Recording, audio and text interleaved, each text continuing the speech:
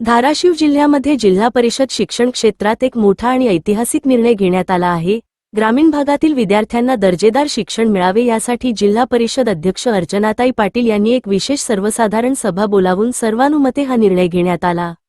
जिल्हा परिषद अध्यक्षपदाचा कार्यभार अर्चनाताई पाटील यांनी स्वीकारल्यानंतर शिक्षण क्षेत्रात ठोस पावले उचलत इयत्ता 1ली ते 5वी पर्यंत सेमी इंग्रजी माध्यमातून शिक्षण सुरू करण्याचा महत्त्वाकांक्षी निर्णय घेण्यात आला।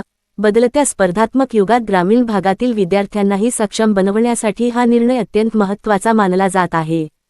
या निर्णयाच्या मान्यतेसाठी आयोजित विशेष सर्वसाधारण सभा आज यशवंतराव चव्हाण सभागृह येथे उत्साहपूर्ण वातावरणात पार पडली। सभेत हा ठराव एकमताने मंजूर करण्यात आला, जो शिक्षण क्षेत्रातील एक महत्त्वपूर्ण टप्पा ठरला आहे। सभेदरम्यान विविध सदस्यांनी शिक्षकांचे समायोजन, शाळांचे एकत्रीकरण आणि शिक्षणाच्या गुणवत्ता वाढीसंदर्भातील मुद्द्यांवर सखोल चर्चा केली।